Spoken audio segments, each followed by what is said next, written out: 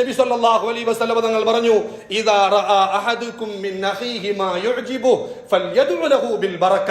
നിങ്ങൾക്ക് അങ്ങനെ എന്തെങ്കിലും ഒരു സാധനം കണ്ടിട്ട് അത്ഭുതം തോന്നി, ആശ്ചര്യം തോന്നി, എന്നാ ആ ആശ്ചര്യം പ്രകടിപ്പിച്ചിട്ട് നിർത്തരുത്, മറിച്ച് ബറക്കത്ത് കൊണ്ട് ദുആ ചെയ്യണം. അതുകൊണ്ട് തന്നെ കണ്ണേറുമായി ബന്ധപ്പെട്ട ചർച്ചയിൽ ഇബ്നു ഹജർ തങ്ങൾ പറഞ്ഞു, നമ്മുടെ വാക്കുകൊണ്ടോ പ്രവൃത്തി കൊണ്ടോ വേറെ ഒരാൾക്ക് കണ്ണേറ് തട്ടി, അവന്റെ വാഹനത്തിന് കണ്ണേറ് തട്ടി, വീടിന് കണ്ണേറ് തട്ടി, മക്കൾക്ക് കണ്ണേറ് തട്ടി, അങ്ങനെ സാധ്യതയുണ്ടെങ്കിൽ നമ്മൾ ബറക്കത്തിന് വേണ്ടി ദുആ ചെയ്യൽ സുന്നത്താണ്. അല്ലാഹുമ്മ ബാരിക് ഫീഹി വലാ തുളിറ. പടച്ചോനെ, എന്റെ ദൃഷ്ടിദോഷം, എന്റെ കണ്ണേറ് കൊണ്ട് നീ ഒരു ഇടങ്ങേറും ആക്കല്ല റബ്ബേ, നീ ബറക്കത്ത് ചെയ്തേക്ക് എന്ന് ദ്വാരന്ന് കൊടുക്കൽ സുന്നത്താണ്.